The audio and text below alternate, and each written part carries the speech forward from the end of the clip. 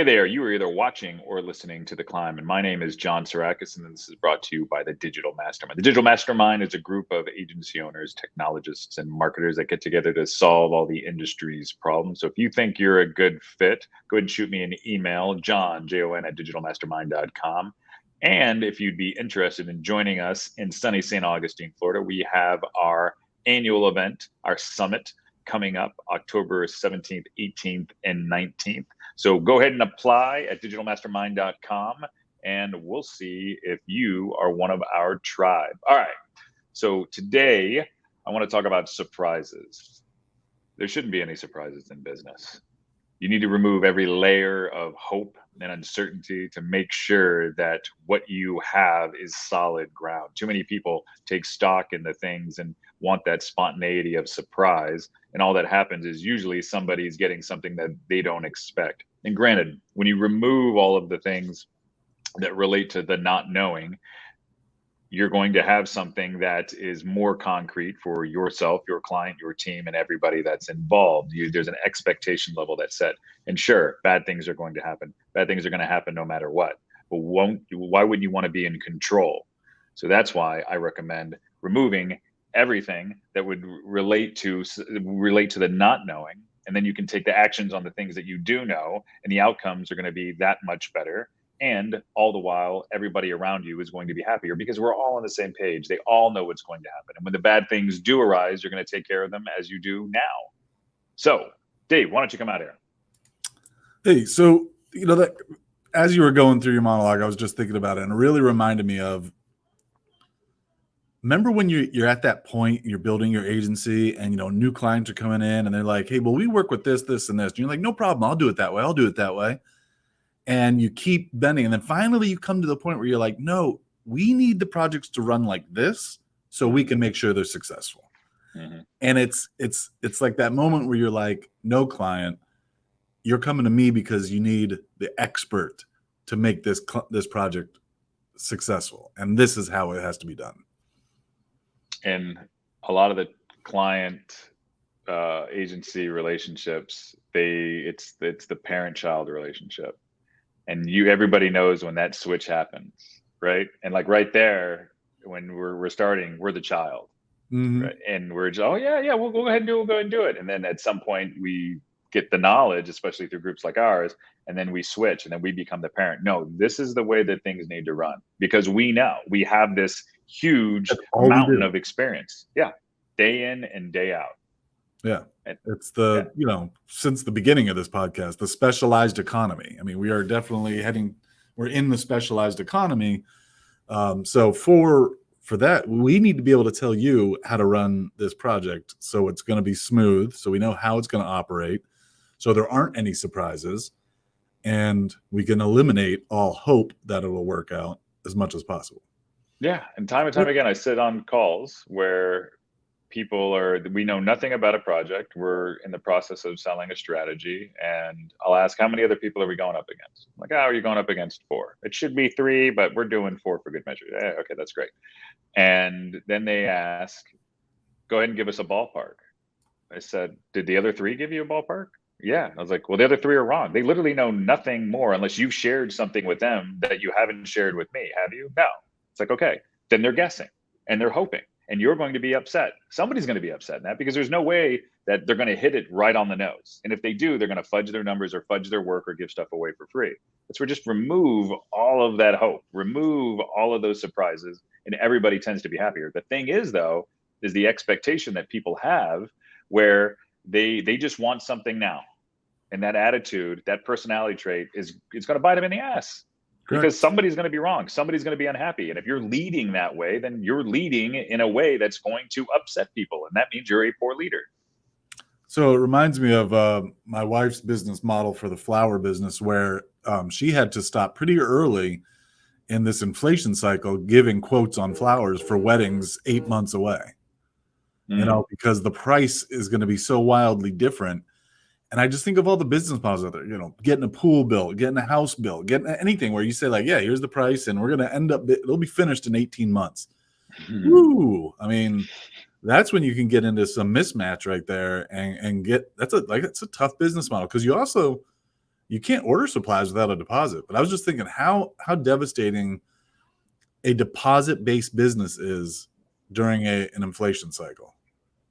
Oh, brutal. We had a client that went bananas and was all over the news because they couldn't control it, nor could they control expectations. It's also a lesson in profit margins. I think they were Right. running at like a 6% profit margin, and then inflation just ate it all away, and their backlog was 2 years. Just another version of hope. I hope this price I give you today will still be applicable in 9 months when we get to the project. I mean, that's crazy. It is. And especially with the economic climate that we're in right now, some people are like, oh no, we're not in a recession, or we are in a recession. But nobody can argue that people are paying $450 a month on average more for their groceries, right? It's okay. Well, that means inflation is real. It's here. People can sink their teeth in it, or people can sink their teeth in less because Right. they're now unable to afford what they could afford. Or the boxes are smaller. I mean, or the serving size are smaller. It's here. I mean, like anyone that denies it, I would have to laugh at their face. It's amazing the number of products that I buy, and then there was 12 like Swiffer pads in there, and now there's 10 or whatever they are. All of those different things. It's just everything is completely shrank. But as marketers, we're guilty of it too. You have to make it as palatable as possible so your clients can make money. Absolutely. And that's what we're talking about. So today, our guest is Sunir Shah. Sunir Shah has developed a really cool app that helps agencies manage their subscriptions. We had a fantastic conversation talking about everything related to his climb. So go ahead and give this a listen. Let me know what you think. Shoot me an email, john@digitalmastermind.com, or go ahead and like, share, and do what you will with it. All right. Thank you so much. Sunir, thank you so much for joining us. Thanks for having me, Jay on, as you just described it.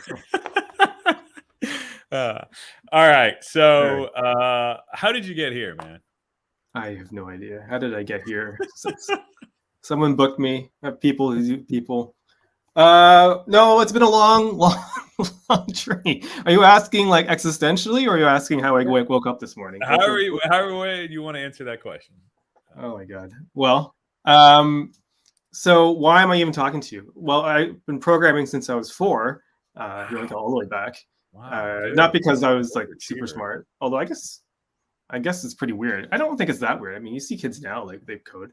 But my sister, she's older than me by 4.5 years, and we had this VIC 20. My dad picked up at a garage sale, and she brought it home, and she wrote the standard program that any 8-year-old would write. 10 print Nina is cool, 20 go to 10, and that just incensed me, right? Because you can't have your sister being cooler than you. Right? So I could read just well enough to replace, Nina with Sunir, and off I went. But I thought it was pretty cool because you can control a machine and make it do whatever you want, which I think people take for granted in 2022. But this is 1983 or something, right? And it was like, this is like magic. This little machine that you can do anything you want with.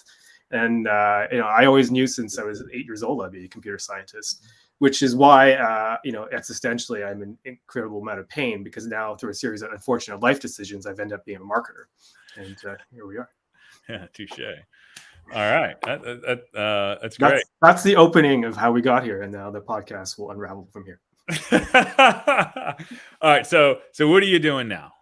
All right, so right now I am the CEO of AppBind. So for those of you who are digital consultants, marketing agencies, whatever, one of the biggest problems is how do you set up all those subscriptions, all the technology you need for clients without getting stuck in the middle of the subscription expensing and the financial risk, and how do you do it quickly without having to bring your client involved.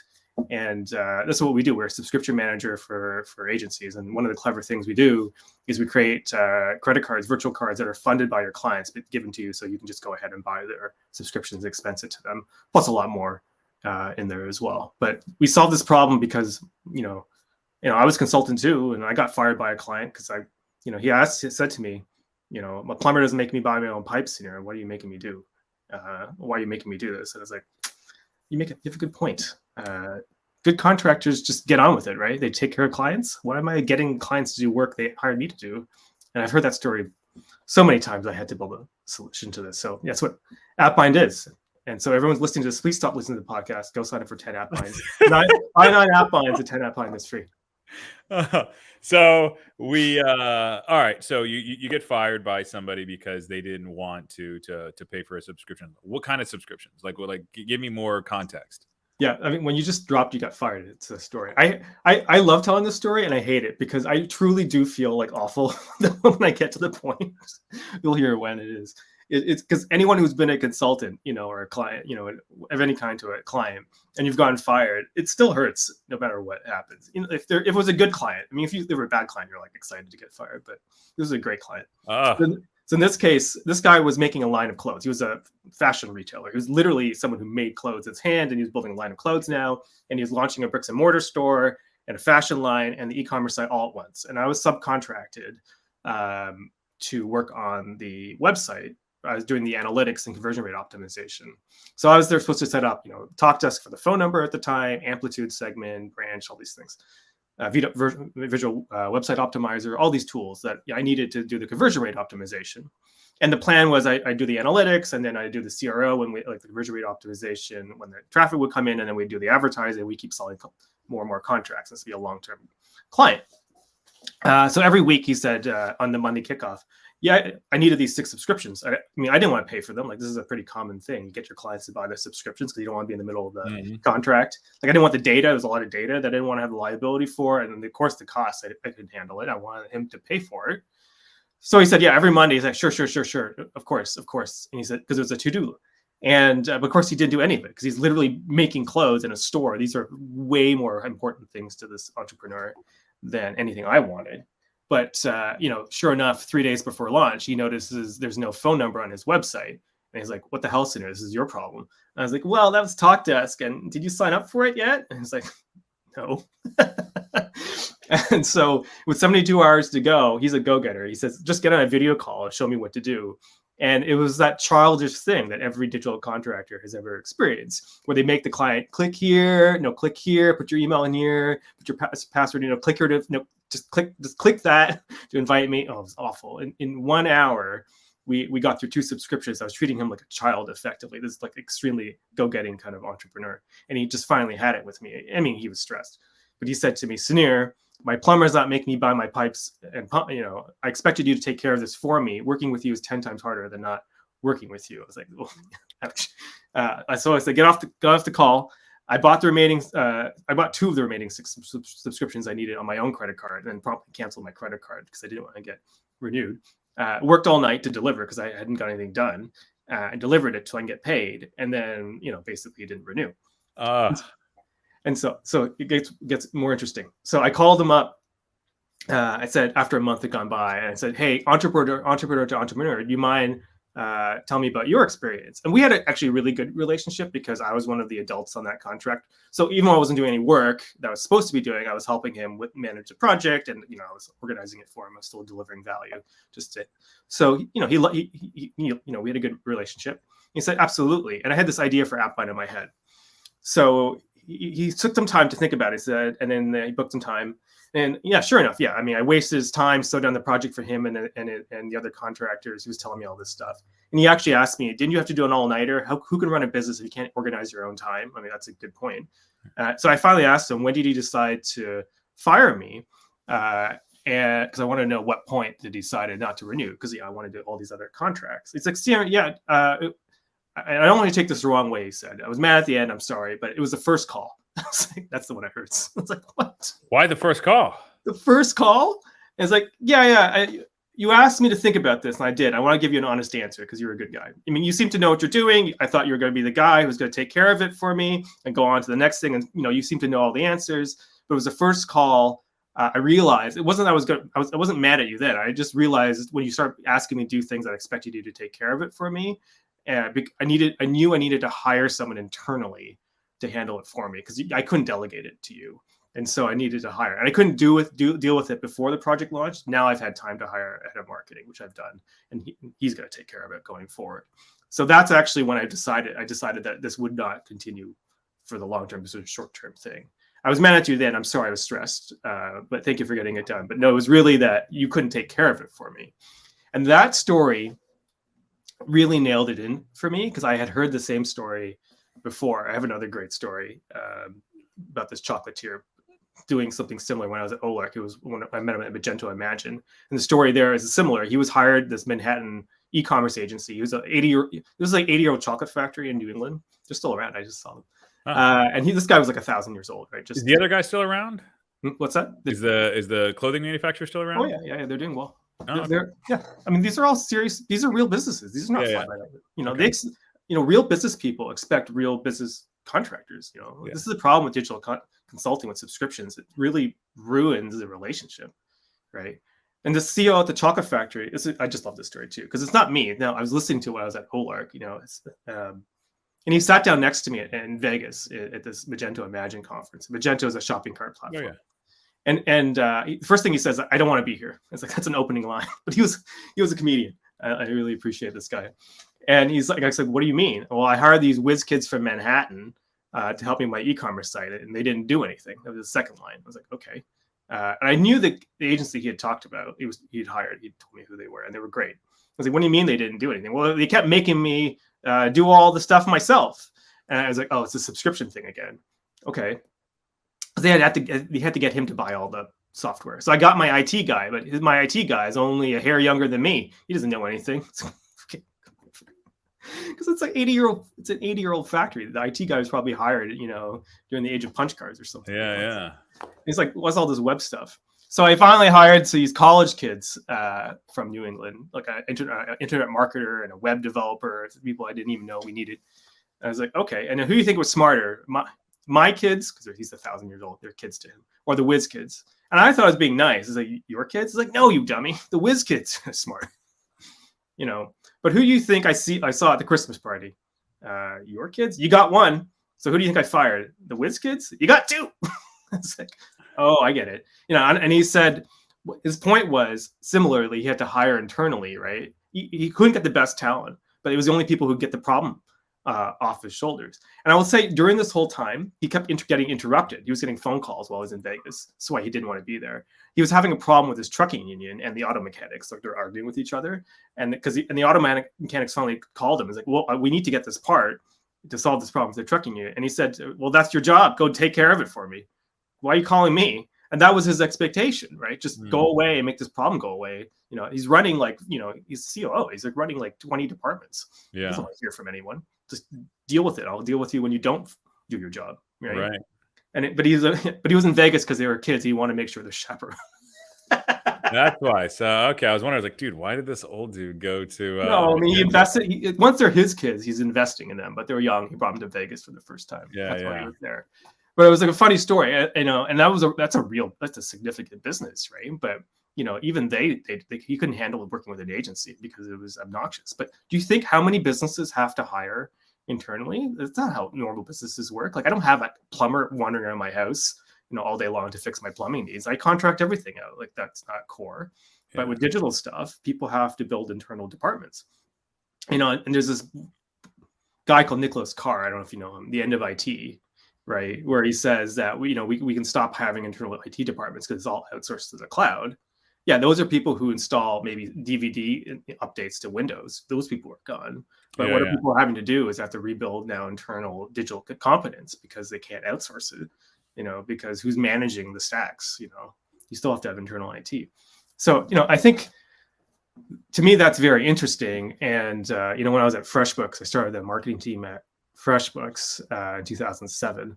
And we saw, this is the early days of subscriptions. We saw the benchmarking data between those who were around licensed software, around subscriptions. The licensed software people just made so much more money because they had 3-year contracts and much more service revenue. And the subscription people were on this treadmill of hell where all they could sell was labor, right? And short contracts, less service revenue, and they were much more distress. And the problem with selling labor is that you can't scale out of that business because the more revenue you have, the more payroll you have, the more payroll turns over, the more the next month, you need more revenue you must have to meet it. And it's hard to scale out of a digital consultancy if you're just on this labor treadmill, the scalability trap.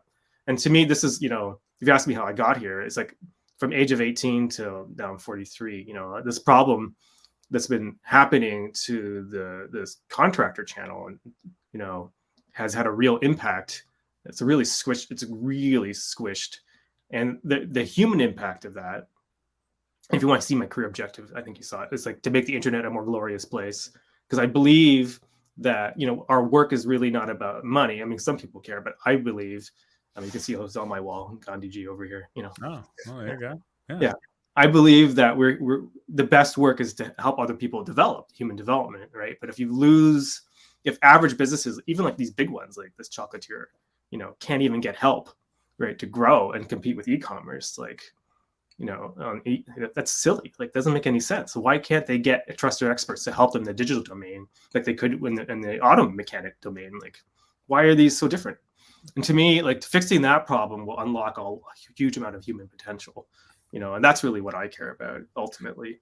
So you own an agency. Like, what did you hate most? Because obviously you own like a SaaS product now. Like, at some point, I have to believe you were looking like, I got to get out of this, because you mentioned the labor trap.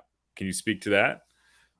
Yeah, I mean, first, I'm a computer scientist, and building products is more interesting to me than labor. Although weirdly, I made the most money I've ever made in a year while I was doing consultancy. So the money was actually better. You know, but to me, it's a human impact. I'm not here to make money per se. I'm not poor by any stretch of the imagination. So at some point, to me, I'm interested in doing the most impactful thing I can. And I saw this problem, and I've known this problem for, you know, since I was at FreshBooks. I could see it. Thousands and thousands of businesses impacted, tens of thousands of clients impacted, hundreds of thousands of people. And I just thought I had to solve it if I could. And that's why I left doing the agency. It took me a while, though. Did you run them concurrently? Yeah. So my CTO, to be honest, it's his fault.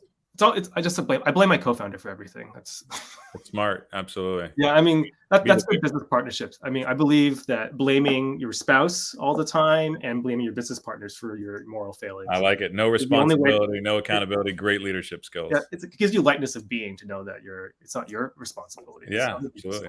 Almost deedy like it. Yeah. So Joe, my co-founder, he was at QuickBooks, actually, funnily enough. And so he's been egging me on forever to start a company, because I've been aware of this problem with the agency reseller model and channel forever, and so has he. And he actually dragged me kicking and screaming into starting my own startup because he knew this problem as well. So it wasn't for him, I wouldn't do it, basically. But have a good co-founder. Yeah, one that's willing to kidnap. I like that. Okay. Yeah, exactly. Definitely a good skill to have. So, you what'd you do? Shut down your agency? Did you sell it? Like, what did that look like? I mean, I wound it down over time. So it hangs on as a holding corp for me now. But I was running it at the beginning to pay my own mortgage. My wife was on mat leave and all these things. So I was running that to just build up some cash and pay down our bills while we're doing the basic technology proof inside AppBind. And then we raised some money and then raised a little bit more money. So we raised $2.5 million in total. And so now we're raised. Like, was that your first time raising money? Yeah, it was interesting. It took a lot longer than I hoped. And by the way, just a pro tip: try to avoid giant global catastrophes while you're starting a company. It is more difficult. You're gonna blame that too? Yeah. So let's talk about the raising, though, because we've had some other people on here that have done had an agency and developed a product, and it's always different journeys, right? So it sounds like you wound yours down. Some people have sold, some people have just shut it down. So would you go to, like, friends and family members? Did you put in your own money? Did you just, start networking with anybody that had a nice car or watch? What did that look like? Oh, at some point, yeah, it was like you're walking down the street shaking people down for cash. Bake sales, lemonade stands. Yeah. Okay, so I mean, to be fair, my co-founder and I are fairly well connected. So friends and family did help a lot. So we raised our initial convertible note just to get this thing built, like a version that actually functioned. And the fundamental technology is credit card based, and the technology didn't really work when we started the company. It was a thing that I heard about while I was at FreshBooks, weirdly, and years had gone by. Something at MasterCard invented a virtual credit card. And it was still like the infancy when we started the company. But I knew that if you put a computer and a network on a credit card, you can do magical things with subscriptions. I knew that because I'm a computer scientist. And I'll tell you, my first design, to Joe, he sometimes laugh at me, was lambda calculus. Like, this is not a design for a product. This is a mathematical equation. It's like, oh, okay. Set theory is not a product design scenario. It's like, oh, okay, well, it looked good at a paper. Yeah. Anyway, so so we raised with friends and family initially just to get off the ground, and then we joined 500 startups as an accelerator, and then our demo day was March 23rd, 2020. So that was unfortunate. So, but that was wow, yeah, dude, yeah, that's like D-Day in some respects. So were you in this like accelerator with like a bunch of young kids? Yeah, and I was in Toronto and Joe was in San Francisco, so I was flying back and forth, and it was interesting. I learned a lot more about the investment community. So having never done the VC raise, I mean, that's what an accelerator is mostly for, is getting you established inside the investment network, and it paid off for sure. The actual advantage of being having a pandemic demo day is we actually got 2 cracks of the piñata because they gave us 2 virtual demo days as a result. So that really helped. So that's how we ended up with 2 raises. Okay. And so what we needed the time too, because I'll say my little story about getting fired by a client and with the plumber analogy. It sounds like I knew what I was talking about from the beginning. I did not.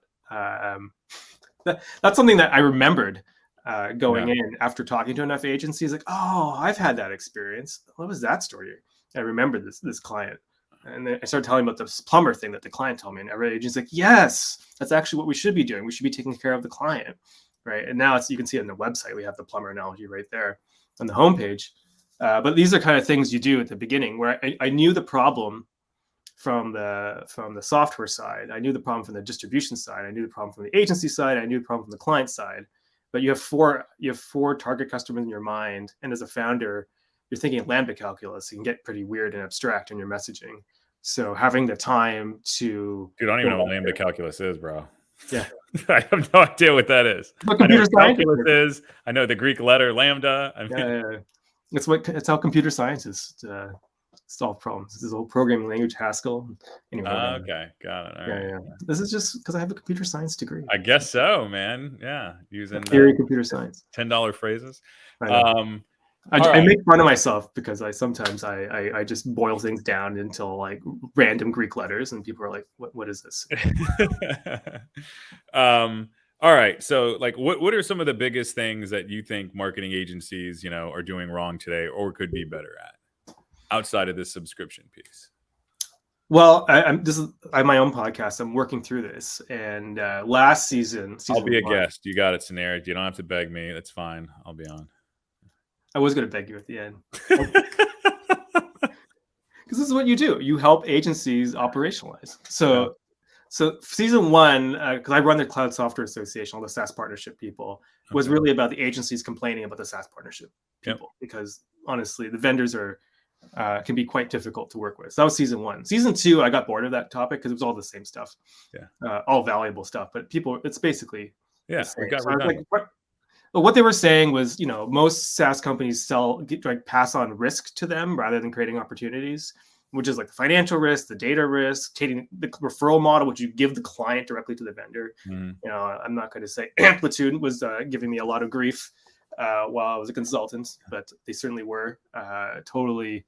Amplitude was totally like telling my clients the things that I didn't want them to say, and giving me weeks of hardships. It's because the direct sales gets involved, right? It's a love triangle. And it's all the problem. This love triangle, the vendors, like if you bought a sump pump from a plumber, I'm not talking about sump pump manufacturer. I'm talking to my basement waterproofing plumber to get my basement dry. I don't care about the sump pump manufacturer. Right. Yeah. Their job is to deal with that, right? I don't know anything about sump pumps.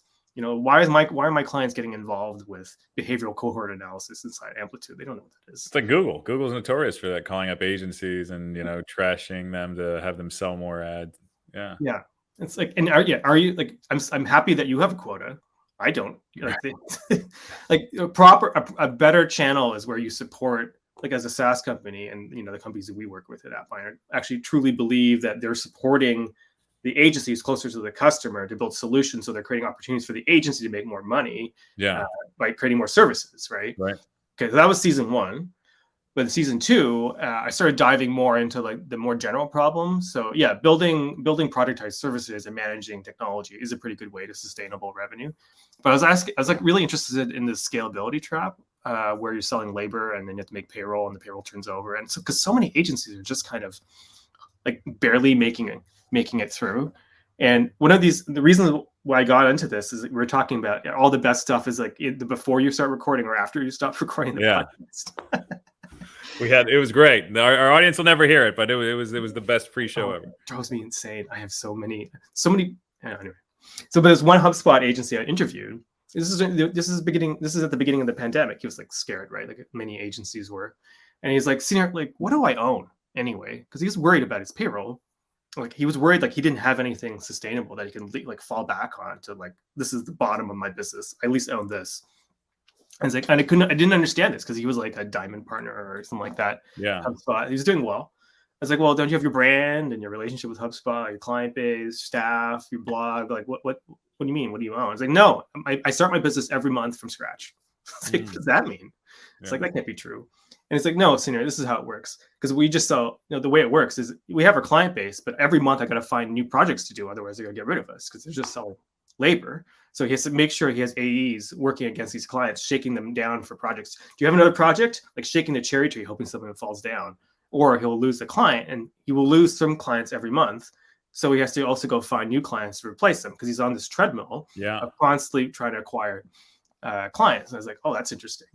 And then I was talking to him about, what we're doing at Appline, of like, well, you should be managing the technology. Because when I was younger at 18, I worked for like a Microsoft VAR, systems integrator. And that's the president of that consultancy. She told me, because I was 18 years old, like I was a teacher's pet, asking a lot of questions. It's like, how does this work? She showed me the quotes, and it was like the plumber. I mean, I guess I didn't think of it that way, but it was a time and materials invoice, Windows licenses, computers, networking cables, SDKs, plus our time to build the system, and a 3-year maintenance contract, right? And she said, well, that's what we're selling. If your labor, right, building system is not important to anybody, although do put your head down and type faster because we need to deliver on time. It's like, yes, ma'am. But what we're selling is those contracts, those maintenance contracts, because that means every month we get to talk to the client and sell another system and another system. Like we become long-term partners, 10-year clients. And I was like, oh, okay.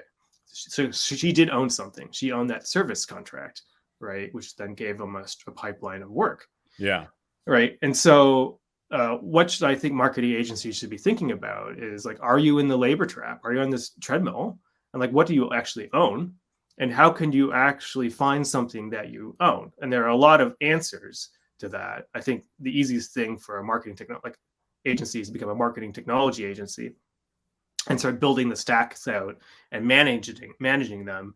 And you should use AppBind, of course, to do that.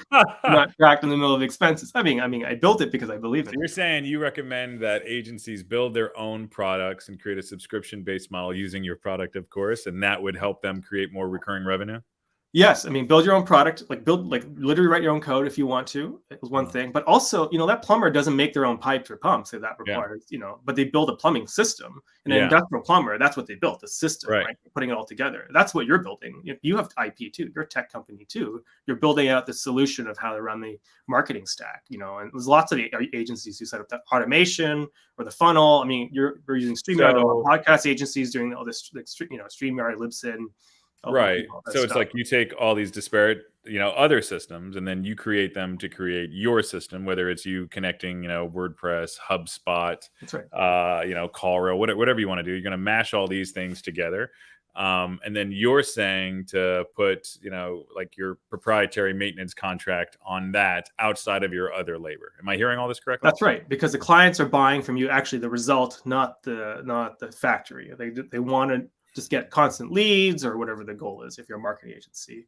And as long as you build the system, the machine that pumps out the leads, you get to maintain that machine because they don't really care. They're subscribing to you, not all the underlying stuff. I mean, the thing, and trust me, I hear what you're saying, and I like it on one hand, but in the other, when you're going up against all the challengers and the conventions that people already know, man, that is a hard fight. Right. So you have to make it really worth their while. So like what's worth their while for this agency, that they're going to be speaking with. And then we're going to do this. We're going to put this, or are you just saying, hey, this is how you sell your retainers and this is your marketing retainer? Well, there's a Tuesday afternoon problem, like just like what is their immediate problem that they have right now? And for us, like, and when we're doing sales, it's get these subscriptions off your credit card is problem Yeah. number one. Right. Because that's a lot of financial risk and bookkeeping Yeah. overhead. Like you should never put your own credit card in a client subscription. That is just a terrible idea. Number two, I have lots of failure stories of myself doing this, by the way. The number two is saving time, because you're also involving and burdening the client. This is exactly what I did. Like they're already behind schedule. All clients are freaking out all the time. And the reason why they hired you is they couldn't handle it, and they don't have time to deal with it anymore. And they don't trust you because you're totally new to them, but they had to outsource it to somebody, right? And the first thing you need to do is, establish trust. But what are you really selling? It doesn't really matter if you're a marketing agency or an auto mechanic fixing this guy's trucks, or even a nail salon on a bride's wedding day. They're all selling the same damn thing, which is calm and putting the client back in control of their lives. That's really what all contractors are doing. You're basically therapists. And so, what you want to do is say to the client, okay, this is a business problem, usually leads or revenue for a marketing agency, one of the two, right? And, you want me to take this under control for you and make sure you don't have to think about this anymore and your business is back under control. I'll take care of it for you, right? And then the trust problem with subscriptions is who owns that underlying IP, the operations. And so, like, this is what we built into AppLine. Everything is trust and transparent to the client, and they own everything from the beginning. But they can delegate the problem to you. So it's out of sight, out of mind. And the magic is, once you establish trust with the client, it's the out of sight, out of mind. They will keep coming back to you to take more problems out of their mind, and put it back into your business. And this is the same when I was at 18 at the systems integrator. If you think about it, like when we built software, we built the computers and networking cables and put them in the customer's offices. We did not control anything. All the computers, all the software was theirs. It belonged to them. We didn't own anything, right? But who maintained it? It was us, because we knew it, and we kept what we owned was this idea that we will bring your business under control. We'll calm you down. We'll take care of it for you. The problem will go away. We owned the problem going away. And that kept us going. And that's actually normal. Like the same reason I have a gardener, like we did landscaping, and then they come and do all the weeding and pesticide. I don't even know what they do. I don't understand it, but the problem has gone away. I don't want to maintain these flowers. I don't understand what they are. They just take the problem away, I'll pay them. No problem. They have a retainer with us forever, probably, because they built their lawn, right? I don't want to manage my lawn. It's complicated because they put all these weird plants and stuff. I don't want to deal with it. Right, but it looks nice. That's what I want. Okay, I was gonna say, what does your yard look like? I mean, all these weird plants. I mean, it's all this, like, they have like a stone garden with plants and stuff. I don't even know the names. Oh, God, it's heavenly. But that's what normal clients want. They came to you, like if they hired staff, they want the problem. They give the KPI to the staff and make the problem go away. They're basically handing you a result and say, make it happen. So that's number one. I think if you're wrapped around technology, managing the technology is a very easy way to make revenue. Other things you can do are getting into coaching. You can build team extensions like pods. So a lot of dev agencies, they'll build pods against the company. And again, you own the IP of whatever you're building. You understand the code. Even if it's in the customer's website or servers and their own code repo, if you understand it and they don't, keep you around. You could own a business process. So if you're doing we're doing a podcast, I have a podcast agency just handling the loop of production and publication for me because I don't want to deal with it. I have a booking agency too. Those problems go away. Take a problem that's in the customer's mind and make it go away from the customer's mind. That's what you own, right? And the more you can wrap into that's sticky and more tangible than this abstract idea, the better for you. And that's why managing the technology is obvious in the age of the internet. But whatever it is, take an operational process out of the client's mind. And that's something I think a lot of marketing agencies don't do. One more story on this, I'll turn it over. I see so many websites just listing like PPC, SEO, SEM, web develop, AR, VR. Like you go to a plumber's website, they mention their soldering skills. Like real plumbers fix toilets, do basement waterproofing. They have client domain problems. Make sure your website is talking about the client problem you're solving and not your certification, like your technical skills. They don't even care about any of that stuff, right? You want to rank higher in search? Okay, but they don't Right, care it's like how you do it. specializing to some respect, or at least showing that you're a specialist rather than just kind of smorgasbording it. Yeah, The and I guess, I mean, whether, I mean, we're heading into a recession or we're in a recession, depending on wherever your beliefs are at. I mean, Zuckerberg just announced that they're laying off a bunch of people, so I think that's gonna, kind of sweep through. I mean, a lot of agencies, I mean, are going to have to show value and show they, at least they're really good at what they're going to do, because just naturally what happens, I started my agency in the recession. People are going to take more things in house. And then what happens is when people let people go, they're then going to then flood the market. And then now you have a bunch of one-off competitors with a laptop and a network. So no, I hear what you're saying. I think a lot of people can get really creative. So, I mean, I guess the takeaways from that would be, all right, show that you're specialized, and then look for somewhere where you can add value, where you're going to remove, the thought of whatever it is that you do, and make sure that you have the result. And if you can create recurring revenue in doing that, then I believe you have won that formula that you just laid out, Sunir. Oh, 100%. Actually, recessions are pretty good opportunities for established agencies because you're selling at a fractional payroll. So it's like, oh, you had a full payroll. We can get you same or better results actually for a fraction of, and that is a good way to continue growing your business while lowering your costs, which is the way to beat inflation. It's right there. That's the message. Happens every cycle. I mean, we only have 300 years of history to look back on, people running on the same campaign.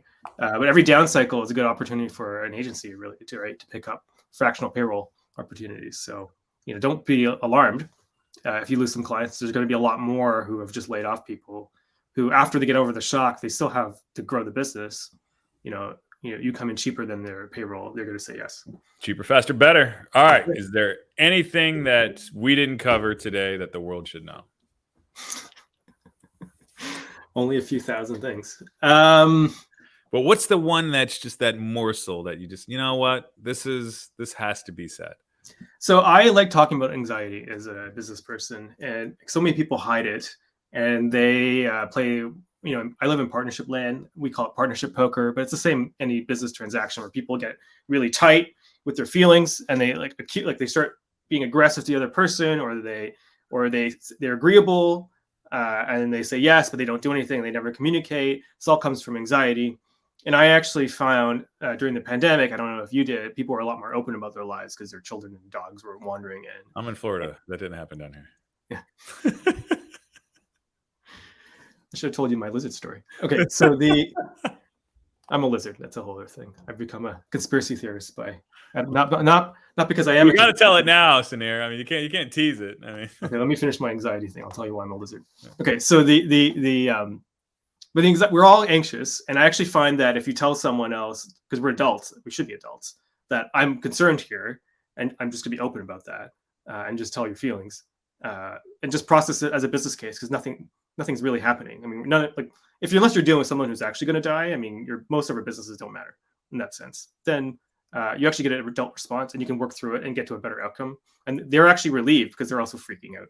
Right. Yeah. And so if you could show that you're also scared and they can be scared, and then you work on it, but you're a mature person who can manage that in a business-like way, people will be enraptured by you. And I think so many people are afraid to be afraid. Right. And because Roosevelt said the only thing to be afraid is fear itself. That guy was terrified all the time, which is why he wrestled grizzlies, to overcome his own fear. That was an interesting little thing to learn. Well, that was the second Roosevelt. I don't think he wrestled. He wrestled more Manhattans and cocktails. Yeah. All right. Why am I a lizard? Theodore versus the other one. But anyway. Yeah. Okay. Why am I a lizard? Well, it's just it's funny. So I'm in Canada. So you have, this may not resonate well. I don't, but it's funny. Well, let's try it out. So your Dr. Fauci is Dr. Supriya Sharma here in Canada, whom I grew up with, because we're from the Ottawa Valley. And so seeing on TV is hilarious. She's the one who did all the vaccine approvals. My wife's a doctor. My sister's a pharmacist. The guy I don't know who your equivalent in the States is, but Dr. Doom is on TV all the time. Dr. Colin Furness. He's my professor at University of Toronto. I learned epidemiology from him as well. I read all the papers at the beginning. I stopped reading the papers now, but I was like, I couldn't be more team public health. And then during Omicron, I was going to the States, and they closed the border while I was in the airport in Toronto. I was like, I managed to get into the States, and I'll save you a lot of stories, but it was like a total bureaucratic nightmare. I finally get back, and I admit I have an anonymous Reddit account where I talk about my thoughts and feelings. You troll, you lurker. I know. And I was like pro-vaccine. And someone asked me, "Are you more afraid of the virus or the government intervention?" And I was thinking about it. At the time, we were just trying to vaccinate our children as fast as possible. Like, we're doing like the 3-week countdown, waiting at midnight, 5, 4, 3, 2, 1, jab. Wow. Not really, but pretty much. Yeah. And I was like, we know, like my wife and I, and we all understand the virus, but we were just like also concerned about just the hoops. And it's like, oh no, he's right. Am I interested? Is it the government? Am I a conspiracy theorist now? Is the moon real? Is everyone in power a lizard? I'm in power. Am I a lizard? I'm a lizard. So that's never going to come back. Get vaxxed? We're all super max vax. We all have all the vaccinations. Super max vax? People probably get their boosters. Well, we're waiting to see. Did anybody get COVID? We had COVID 2 weeks ago. Oh, I'm not. All right, I'm still holding. It was a mild cold, and then we were only out for 5 days. No big deal. Okay, like a bad hangover. Yeah, like a really bad hangover. I'm not going to. By the way, at this point too, I don't judge anyone for their reactions to the pandemic. We all went through it. All of us currently have survived. Yeah. And so, whatever emotions you have, I'm done with the pandemic emotionally. I can't deal with it anymore. Yeah. But I mean, it was a weird experience socially to go through with all your friends in college. It was. So speaking with people, yeah, because I mean, down here, and I joke. I mean, there were some people that were scared. I wasn't really scared. I did get vaxxed because I wanted to go to Greece. I was like, all right, that's the only way I can get out of the country. So I think I was pretty nonchalant. I feel very blessed and very lucky the way it went. But yeah, there was a full spectrum of divisiveness. I mean, I had a friend, like, he wasn't allowed to like go golfing, and if he went to work, he had to like use his downstairs garage shower, and he had to like disinfect for, like, he had this whole process. And I think the thing that we learned about all of that is we just really enjoy being healthy and around other people, and we need to do whatever we can to make that happen, because, dude, it's an insurvivable thing when it happens to our country the way that it did, and we got to do everything we can to prevent the whole world. I mean, this is the thing. Like, no matter what you feel, the other thing I would say is that we spend the whole world. In fairness, if you spend so much time looking at memes on the internet, like, politics is not 140 words or characters. When you make any policy decision, it affects 160 now. Actual human people. And so if you're like throwing memes around and you have I call it the phone tree response. If you have a response for everything that's going to be said to you, you haven't actually thought about anything you're saying. And like, these are real impacts, like, what you ever do. So have compassion for someone you disagree with. They also thought about it. They came to it from a place. Because someone got vaxxed doesn't mean anything about them you don't know. Someone didn't get vaxxed doesn't mean anything. There's a lot more. We're all four-dimensional people. All of us. Everybody's right. Everybody believes they're right. So if you look at that, you're not going to convince anybody of the other thing. I mean, and the point is not to judge anyone based on some surface thing. Like, we all came to whatever decision over the pandemic. Judge the right people the right way. No, I'm just kidding. You can judge some of the people some of the time. No, I completely agree. In any event, how can people get a hold of you? Appbind.com. So app, B as in banana, I as in indigo, N as in November, D as in December. Like contract binding, because we're nerds. Appbind.com. I'm Sunir at appbind.com. I'm on LinkedIn, Sunir Shah, SHAH. I'm not Irish. I don't know if anyone picked that up, but I'm not. Sure, you had a genealogy test? My wife's Irish. Okay. There you go. Yeah, my children are children of the British Empire. That's what I say. But that's a whole other line of jokes. All right, Sunir. Thank you so much for joining us, man. All right. Thank you so much. Hope you enjoyed our episode. Please subscribe and review wherever you can. And if you would like to join the Digital Mastermind, go ahead and shoot me an email at john@digitalmastermind.com or visit us at digitalmastermind.com. We'll see you next time. Thanks. Bye now.